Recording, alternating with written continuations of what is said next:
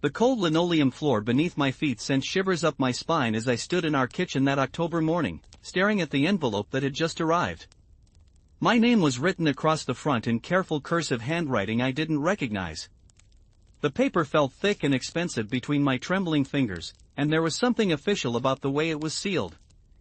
Mom was upstairs getting ready for work, her hairdryer humming through the thin walls of our two-story house in suburban Ohio. Dad had already left for his job at the auto parts store, leaving behind the lingering scent of his aftershave mixed with coffee. I should have waited for them to come home. I should have set the letter on the counter and gone about my day like any normal 17-year-old would do. But something about that envelope called to me, whispered secrets that made my heart race and my palms sweat. The October wind rattled our kitchen window, making the yellow curtains Mom had sewn last spring dance in the draft. Outside, the maple tree in our backyard was dropping its crimson leaves, creating a carpet that crunched under the feet of neighbors walking their dogs. When I tore open that envelope, the sound of ripping paper seemed to echo through our quiet house like thunder. Inside was a letter from a law firm in downtown Cleveland, written in formal language that made my head spin. But certain words jumped out at me like they were written in fire. Custody hearing. Biological son. Court appearance required. And then, at the bottom, a name that would change everything I thought I knew about my family, Marcus William Thompson. My legs gave out from under me, and I found myself sitting hard on one of our mismatched kitchen chairs, the one with the wobbly leg that Dad kept promising to fix. The letter fluttered to the table, and I read it again, then a third time, hoping the words would somehow rearrange themselves into something that made sense. But they didn't. They stayed exactly the same, telling me that my parents, James and Susan Thompson, were required to appear in court regarding the custody of a child named Marcus William Thompson, age 19. The name echoed in my mind as I tried to process what I was reading. Thompson. He had our last name. Biological son. The words made my stomach churn like I was on a roller coaster that wouldn't stop spinning. I had always been an only child. My parents had told me countless stories about how they tried for years to have another baby after me, how they went to doctors and specialists, how they eventually accepted that I would be their one and only miracle. But if this letter was real, if Marcus William Thompson was my parents' biological son, then everything they had told me was a lie. I spent the rest of that day in a fog, going through the motions of my senior year classes at Lincoln High School while my mind raced with questions. In chemistry, Mrs. Peterson's voice sounded like it was coming from underwater as she explained molecular structures. During lunch, my best friend Sarah chatted about homecoming plans while I pushed my sandwich around on my tray, unable to take a single bite. Even the familiar smell of the cafeteria's pizza and the sound of hundreds of teenagers talking and laughing felt foreign and distant. When I got home that afternoon, I found the envelope exactly where I had left it on the kitchen table. For a moment, I wondered if I had imagined the whole thing, if the stress of college applications and SAT prep had finally made me snap. But the letter was real, the expensive paper still crisp between my fingers, the words still there in black ink. I heard Mom's car pulling into our driveway, the familiar rumble of her 10-year-old Honda Civic mixed with the crunch of gravel under her tires. The front door opened with its usual squeak, and her voice called out, warm and familiar, asking how my day went. I could smell the floral perfume she wore to her job at the bank, mixed with the faint scent of the vanilla air freshener she kept in her car. When she walked into the kitchen, her arms full of grocery bags, she looked exactly like she always did. Same shoulder-length brown hair, same tired but loving smile, same way of humming under her breath as she started putting away groceries. For a moment, I almost convinced myself that the letter was some kind of mistake, that there was no way this woman who had packed my lunches every day for 12 years and stayed up all night when I had the flu could have kept such a massive secret. But when her eyes landed on the envelope on the table, everything changed. The color drained from her face like someone had pulled a plug, and her hands started shaking so hard that she dropped the carton of milk she was holding. It hit the floor with a wet splat, sending white liquid across the linoleum in all directions. "Where did you get this?" she whispered, her voice barely audible above the sound of milk dripping from the edge of the counter onto the floor. I couldn't find my voice. The kitchen felt like it was spinning around me, and the familiar sounds of our neighborhood, the barking dogs and distant lawnmowers, seemed to fade away until all I could hear was the thundering of my own heartbeat. "Emma, where did you get this letter?" she asked again, louder this time, and there was something in her voice I had never heard before. Fear, maybe. Or panic. She moved toward the table like she was walking through quicksand, each step deliberate and careful. "It came in the mail this morning," I managed to say, though my voice came out as barely more than a croak. "Mom, who is Marcus William Thompson?" She sank into the chair across from me, and for the first time in my life, my mother looked old. The lines around her eyes seemed deeper, and her shoulders sagged like she was carrying an invisible weight. She reached for the letter with trembling fingers, and I watched her read it, even though I could tell from her reaction that she already knew what it said. "I need to call your father," she said finally, reaching for the cordless phone that sat on the counter next to our ancient microwave. Her fingers fumbled with the numbers, and I could hear the faint ringing on the other end of the line. When Dad answered, she didn't even say hello. "Jim, you need to come home right now." Emma found the letter. The conversation that followed was brief and hushed, full of words I couldn't quite make out and silences that stretched on forever. When she hung up, she looked at me with eyes that were red-rimmed and filled with tears she was trying not to let fall. "Your father will be here in 20 minutes, she said, her voice steady despite the way her hands were still shaking. "And then we'll tell you everything." Those 20 minutes felt like 20 hours.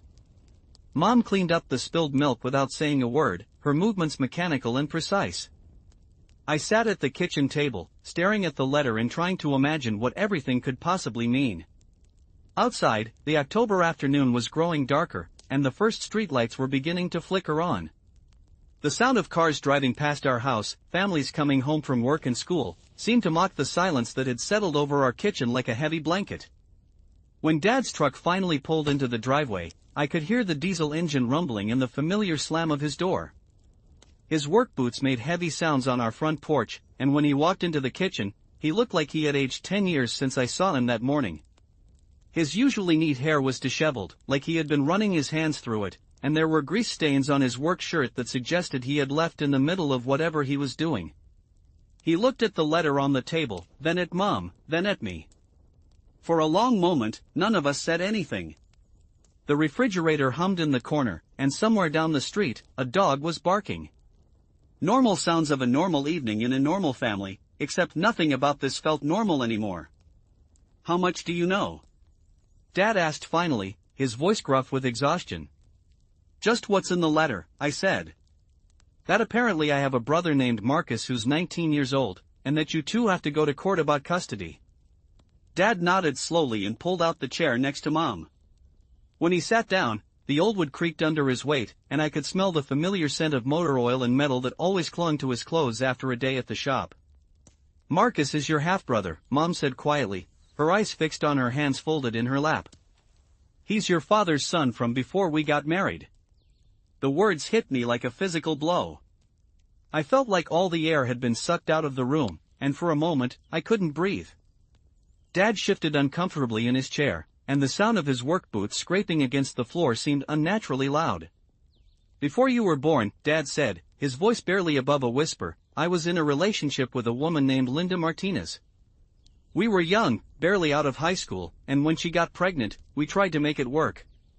But we were kids ourselves, fighting all the time, neither of us ready to be parents." Mom reached across the table and took Dad's hand, and I could see the wedding ring he'd worn for 21 years catch the light from our overhead fixture. The sight of their interlaced fingers, something I had seen thousands of times before, suddenly felt strange and foreign. When Marcus was 6 months old, Dad continued, Linda decided she wanted to move to California to live with her sister. She said she needed a fresh start, away from everything that reminded her of our relationship.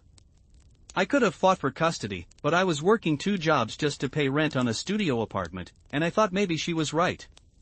Maybe Marcus would be better off with her family, with more stability than I could give him. The kitchen clock ticked loudly on the wall, marking seconds that felt like hours. Outside, I could hear the Johnsons' television through their open window, the familiar sounds of the evening news mixing with the October wind in the trees. "So you just let him go?" I asked, and I couldn't keep the accusation out of my voice. Dad's face crumpled, and for the first time in my life, I saw my father cry. Tears ran down his cheeks and into his graying beard, and his shoulders shook with silent sobs. Mom squeezed his hand tighter, and I could see that she was crying too. I was 19 years old, Emma, he said when he could speak again. I didn't know anything about being a father. I convinced myself that I was doing the right thing, that he would have a better life without me. Linda promised to send pictures, to let me know how he was doing, but after they moved, the letters stopped coming. I tried calling, but she had changed her phone number. I hired a private investigator when you were about 5, but he couldn't find them. I tried to process what they were telling me, but it felt like trying to solve a puzzle with half the pieces missing. So you've known about him all along? This whole time, you knew I had a brother? Yes, Mom said, her voice thick with tears. When your father and I got married, he told me about Marcus.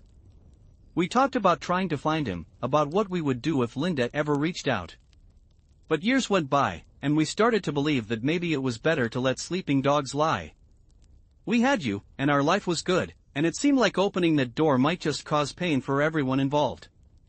But now he's found you, I said, looking down at the letter that had started this whole conversation. Dad nodded. Apparently, Marcus hired his own private investigator when he turned 18.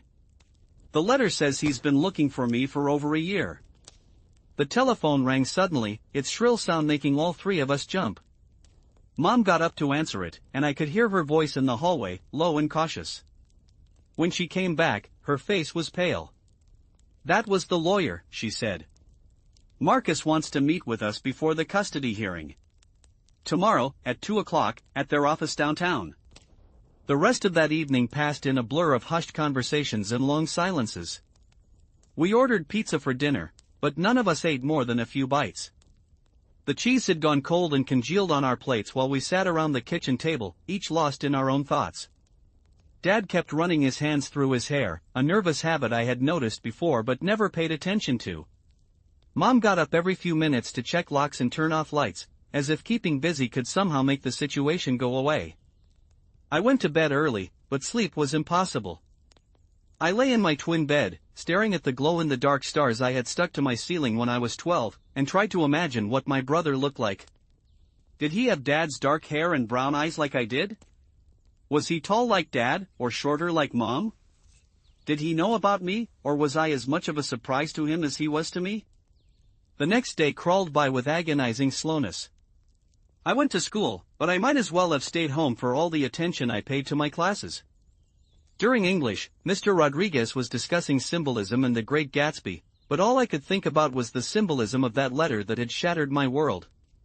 In calculus, Mrs. Chen was explaining derivatives, but the only thing I could derive was that my entire life had been built on a foundation of secrets and lies.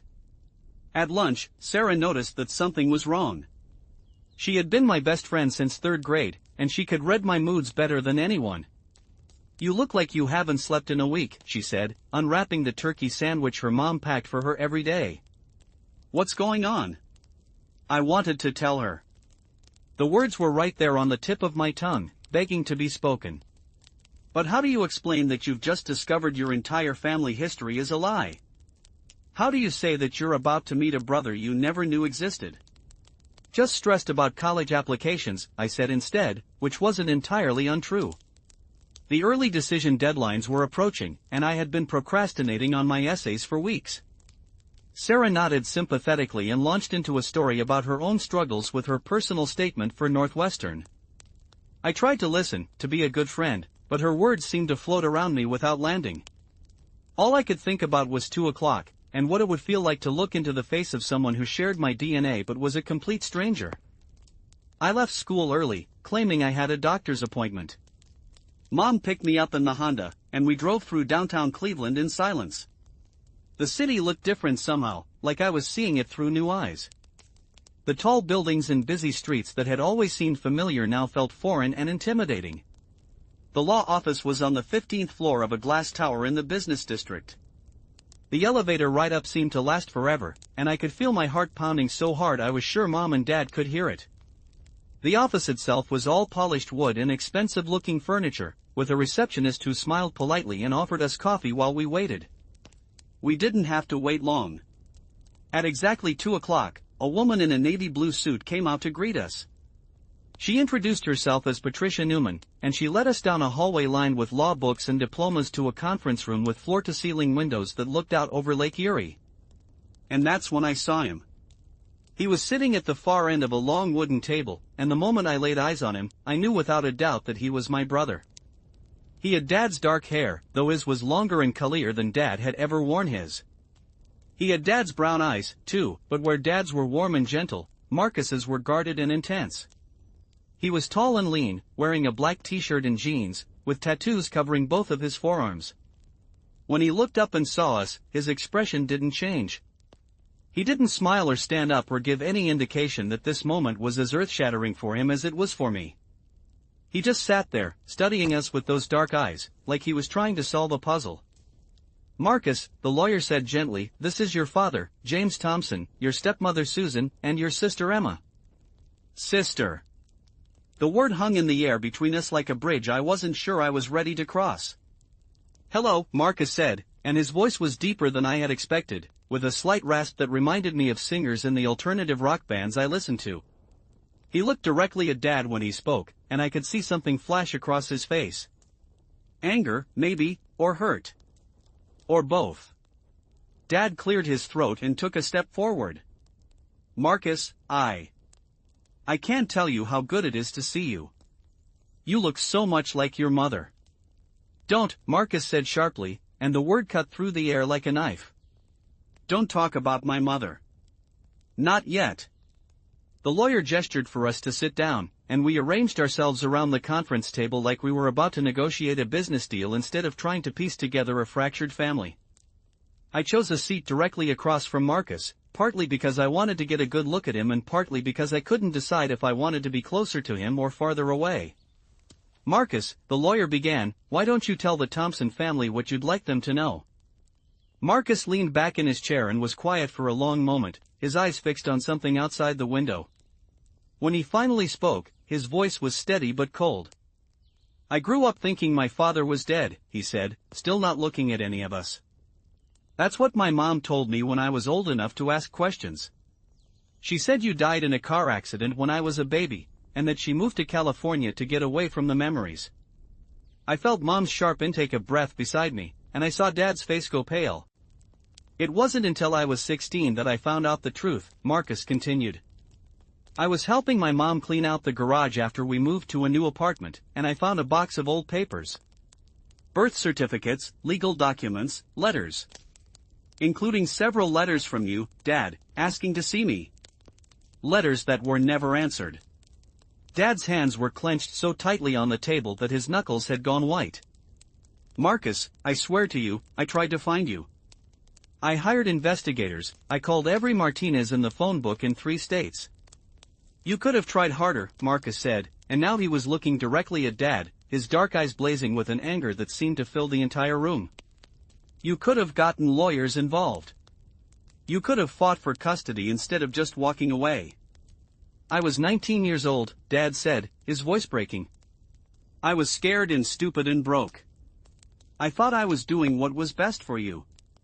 "What was best for me," Marcus said, standing up so abruptly that his chair scraped loudly against the floor, "would have been having a father. What was best for me would have been growing up knowing I had a family instead of thinking I was alone in the world." The pain in his voice was so raw, so real, that I felt tears spring to my eyes. This wasn't just anger, this was 19 years of hurt and abandonment and loneliness, all wrapped up in a young man who looked like he could be Dad's clone but felt like a complete stranger. "I'm sorry," Dad whispered, and I could see tears running down his cheeks. "Marcus, I am so sorry. I know that doesn't fix anything, but I need you to know that not a day has gone by that I haven't thought about you, haven't wondered what kind of man you were growing up to be." "Then why?" Marcus demanded, and now he was crying too, though he wiped the tears away angrily as soon as they fell. "Why didn't you fight for me? Why did you just let me go?" "Because I was a coward," Dad said simply. "Because I was terrified that I would mess up your life the way I had messed up everything else. Your mother was right to leave me, Marcus. I wasn't ready to be anyone's father." "But you were ready when she came along?" Marcus asked, pointing at me. "You were ready to be Emma's father?" The accusation in his voice hit me like a physical blow. Suddenly, I understood that this wasn't just about him and Dad, it was about me too. I was the child Dad had chosen to raise, the one he had deemed worthy of his time and attention and love. I was the proof that he could have been there for Marcus but chose not to be. It wasn't like that, Mom said quietly, speaking for the first time since we had sat down. Marcus, when Emma was born, your father was a different person. He was older, more mature, more stable. He had learned from his mistakes. Mistakes, Marcus repeated bitterly. Is that what I am? A mistake? No, Dad said firmly, standing up and moving around the table toward Marcus. You are not a mistake. You are my son, and I should have fought for you. I should have moved heaven and earth to be part of your life, and I didn't, and I will regret that for the rest of my life. Marcus looked at Dad for a long moment, and I could see the war going on behind his eyes. Part of him wanted to believe what Dad was saying, wanted to forgive and move forward. But another part of him, the part that had been hurt and abandoned, wasn't ready to let go of the anger that had probably been the only thing keeping him strong for all these years. I don't know if I can forgive you, Marcus said finally. I don't know if I want to. I understand, Dad said. But I want you to know that I'm here now. If you'll let me, I want to try to be the father I should have been all along. Marcus sat back down heavily, suddenly looking much younger than his 19 years. The anger was still there, but now it was mixed with something else, hope, maybe, or longing. The kind of expression you might see on the face of a lost child who had just spotted a familiar landmark. What about her? He asked, looking at me for the first time since we had been introduced. Does she even want a brother? Did you even tell her about me before this? I felt all eyes in the room turn to me, and suddenly my mouth went dry. This was my moment to speak, to say something profound and healing that would bridge the gap between us. But all I could think about was how strange it was to be looking at someone who shared so much of my DNA but felt like a visitor from another planet. I didn't know about you until yesterday, I said honestly. But I always wanted a sibling. I used to pray for a brother or sister every night when I was little. Marcus's expression softened slightly, and for just a moment, I caught a glimpse of what he might have looked like as a child. You really didn't know? I shook my head. Mom and Dad told me they tried for years to have another baby but couldn't. I thought I was an only child. You are an only child, Marcus said, but there was less venom in his voice than before. We're half-siblings who grew up in completely different worlds. I don't even know if we have anything in common besides DNA. We could find out, I said, surprising myself with my boldness. If you want to, I mean. We could get to know each other. Marcus studied my face for a long moment, and I tried not to squirm under his intense gaze. Finally, he nodded slightly. Maybe, he said. I guess we'll see. The lawyer cleared her throat, reminding us that we were there for legal business, not just a family reunion. She explained that Marcus was seeking a formal acknowledgement of paternity and wanted Dad's name added to his birth certificate. He also wanted information about family medical history and wanted to ensure that he would be considered Dad's legal heir if anything happened. None of it was about money, she explained. Marcus had been raised by his mother and stepfather, who had adopted him when he was 12. He had a family and a life in California. But he wanted the legal recognition that had been denied to him for the first 18 years of his life. The meeting lasted another hour, with lawyers talking about DNA tests and paperwork and court dates. But I barely heard any of it. I was too busy studying Marcus, trying to find pieces of myself in his face and mannerisms. The way he rubbed his temples when he was thinking reminded me of something I did when I was stressed. He had a habit of tapping his fingers on the table that was eerily similar to Dad's nervous tic. When the meeting was over, we all stood awkwardly in the lobby, not quite sure how to say goodbye. It felt strange to just walk away from each other after such an emotional reunion, but none of us seemed to know what the appropriate next step should be. I'm staying at the Marriott downtown through the weekend, Marcus said finally, addressing his words to the space between Mom and Dad rather than looking directly at either of them. If you want to talk more, or if Emma wants to hang out or whatever, you can reach me there. I'd like that, I said quickly, before I could lose my nerve. Maybe I could show you around Cleveland? I mean, if you're interested. Marcus looked at me for a moment, and I thought I saw the ghost of a smile cross his face. Yeah, okay. That could be cool. We exchanged phone numbers, and then he was gone, walking out of the building and disappearing into the crowd of people on the busy downtown sidewalk. I watched him through the glass doors until I couldn't see him anymore, still trying to process the fact that I now had a brother. The drive home was quiet, all three of us lost in our own thoughts. When we pulled into our driveway, our house looked exactly the same as it had that morning, but everything felt different.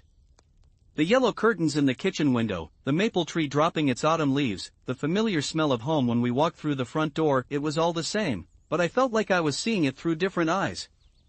That night, I called Marcus at his hotel.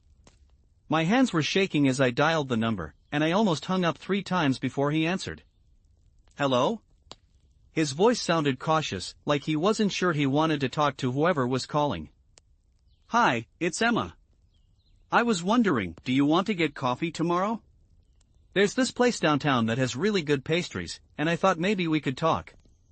There was a long pause, and I held my breath, waiting for him to say no. Yeah, he said finally. That sounds good. What time? We made plans to meet at 10 the next morning at a coffee shop called The Grind that was walking distance from his hotel. I barely slept that night, alternating between excitement and terror about spending time alone with this stranger who was my brother. The next morning, I changed clothes 4 times before settling on jeans and a sweater that I hoped looked casual but not sloppy. I arrived at the coffee shop 15 minutes early and sat at a table by the window, nervously shredding a napkin while I waited. Marcus walked in exactly at 10, and I was struck again by how much he looked like Dad. He was wearing the same black t-shirt from the day before, but he had added a worn leather jacket that made him look like he belonged in a music video. Hey, he said, sliding into the chair across from me. Hi, I replied, suddenly feeling tongue-tied. We ordered coffee and pastries from a barista with purple hair and multiple facial piercings, and then sat in awkward silence for a few minutes, both of us apparently fascinated by the foam patterns in our lattes. So, Marcus said finally, tell me about yourself. What's it like being the golden child? The question stung, but I could hear the pain behind his sarcasm. I'm not the golden child, I said. I'm just, me. I'm a senior in high school, I play soccer, I'm applying to colleges. Pretty boring stuff. Where do you want to go to college? Ohio State, maybe. Or Case Western if I can get a scholarship. I want to study journalism. Marcus nodded, taking a sip of his coffee. I dropped out of high school when I was 16. I tried not to let my surprise show on my face. Oh. What do you do now? I work construction with my stepdad. It's good money, and I like working with my hands. But I've been thinking about getting my GED, maybe taking some classes at the community college. That's cool, I said, though I wasn't sure if it was the right response. We talked for over 2 hours, sharing pieces of our lives like we were trading baseball cards. I learned that Marcus loved rock music and motorcycles, that he had been in trouble with the law a few times as a teenager, that he had a serious girlfriend named Sophia who worked as a veterinary technician. He learned that I was on the honor roll, that I had never been in trouble with anything more serious than a speeding ticket, that I had never had a serious boyfriend because I was too focused on school and my future plans. On the surface, we couldn't have been more different. But underneath the differences, I started to see similarities that had nothing to do with the way we looked. We both had Dad's habit of making bad jokes when we were nervous. We both got passionate about things we cared about. For him it was social justice and workers' rights, for me it was environmental conservation and investigative reporting. We both had complicated relationships with authority figures and a stubborn streak that could probably be traced directly back to our father. Can I ask you something? I said as we were getting ready to leave.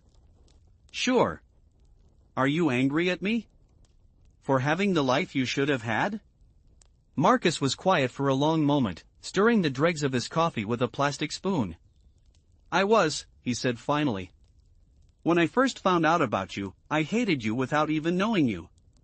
I imagined you as this spoiled princess who got everything handed to her while I was struggling just to survive. And now? He looked at me with those dark eyes that were so much like Dad's, and I saw something soft there that hadn't been there the day before. Now I think maybe we both got cheated. You got a father but no siblings. I got siblings, my stepfather has 3 kids, but no biological father. Maybe we can figure out how to be family to each other, even if we're starting 20 years late. I felt tears prick at my eyes, and I had to look away to keep from crying right there in the coffee shop. I'd like that. Over the next few days, Marcus and I spent more time together. I showed him around Cleveland, taking him to the West Side Market and the Rock and Roll Hall of Fame. He told me stories about growing up in California, about learning to surf and working on cars with his stepfather. We discovered that we both loved horror movies and hated mushrooms on pizza. We argued about music, he was into metal and punk, while I preferred indie rock and folk. But we argued like siblings, with teasing and laughter instead of real anger. The custody hearing was scheduled for the following Tuesday. It was a formality, really. Marcus wasn't a minor anymore, so there was no actual custody to be decided. But the hearing would make his paternity official and give him the legal recognition he had always wanted. The courthouse was busy that morning, full of people dealing with their own family dramas and legal complications. We sat in a small courtroom with wood-paneled walls and fluorescent lighting that made everyone look slightly green. Marcus was wearing a button-down shirt and khakis instead of his usual jeans and t-shirt, and he looked uncomfortable in the formal clothes. The judge was a middle-aged woman with graying hair and kind eyes who spoke in a voice that was both authoritative and gentle. She reviewed the paperwork, asked Dad a few questions about his relationship with Marcus's mother, and then turned to Marcus. "Young man," she said, "I want to make sure you understand what you're asking for here. Adding your father's name to your birth certificate is a permanent legal change. It will affect inheritance rights, medical decisions, and other legal considerations. Are you certain this is what you want?" Marcus stood up, and I could see his hands trembling slightly. "Yes, Your Honor. I've been waiting my whole life for this." "And Mr. Thompson," the judge said, turning to Dad, "do you acknowledge that Marcus William Martinez is your biological son?" Dad stood up too, his voice steady and clear. "Yes, Your Honor. I do. And I want to say, for the record, that I'm proud to be his father, even though I haven't earned that title. I hope to spend the rest of my life making up for the years I missed." The judge smiled slightly and made some notes on her paperwork. "Very well. I hereby order that the birth certificate for Marcus William Martinez be amended to include James Robert Thompson as the biological father. The child's legal name will be changed to Marcus William Thompson Martinez, if that's acceptable to all parties." Marcus nodded, and I could see tears streaming down his face. Dad was crying too, and so was Mom. Even I was crying, overwhelmed by the magnitude of what was happening. This stranger who had walked into our lives just a week ago was now officially my brother. After the hearing, we all went to lunch at a restaurant downtown. It wasn't exactly a celebration, there was still too much hurt and confusion for that, but it felt like a beginning. Marcus seemed more relaxed than I had seen him since we met, like a weight had been lifted from his shoulders. "So what happens now?" I asked as we shared a plate of nachos that was big enough to feed a small army. "I don't know," Marcus said honestly. "I have to go back to California next week. I have a job and a girlfriend and a life there. But maybe I can come back for Christmas? Or you could come visit me sometime?" "I'd like that," I said, and I meant it. The idea of having a brother, of having someone else in the world who shared my weird sense of humor and my father's stubborn streak, was starting to feel less scary and more exciting. "There's something else," Marcus said, looking at Dad. "Something I haven't told you yet." Dad put down his fork and gave Marcus his full attention. "What is it?" "Mom is sick," Marcus said quietly. "She has cancer. That's part of why I wanted to find you now, before." He trailed off, but we all understood what he wasn't saying. Dad's face went pale. "How sick?" "The doctors say she has maybe 6 months. She's been doing chemo, but it's not working very well." "Does she know you found me?" Dad asked. Marcus nodded. "She knows. She's the one who told me I should reach out to you." "She said she was sorry for keeping us apart, that she made decisions based on fear and anger that she regrets now. I'd like to see her, Dad said. If she's willing. I know I don't have any right to ask, but I'd like to apologize. And I'd like to thank her for raising such an incredible son. Marcus looked surprised by the request, but not displeased. I'll ask her. She might say yes. She's been doing a lot of thinking about forgiveness lately. The conversation turned to logistics, plane tickets and work schedules and the possibility of Linda coming to Ohio for treatment. But underneath the practical details, I could feel something shifting in our family dynamic. We were no longer the Thompsons plus Marcus. We were becoming something new, something bigger and more complicated but also more complete.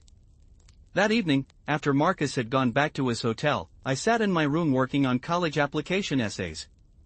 The prompt asked me to write about a significant challenge I had faced and how it had changed me. I stared at the blank page for a long time, thinking about everything that had happened in the past week. Finally, I started typing. A week ago, I thought I knew exactly who I was and where I came from.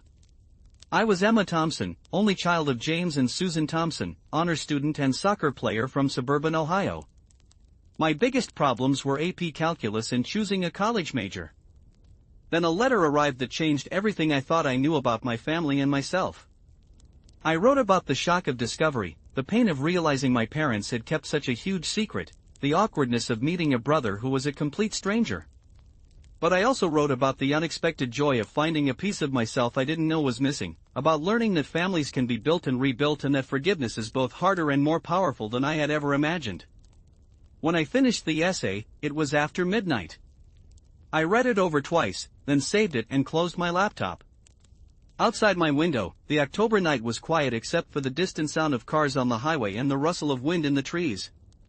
Our house felt different now, like it was holding more love and more history than it had a week ago. The next morning, Marcus called to say goodbye before his flight back to California.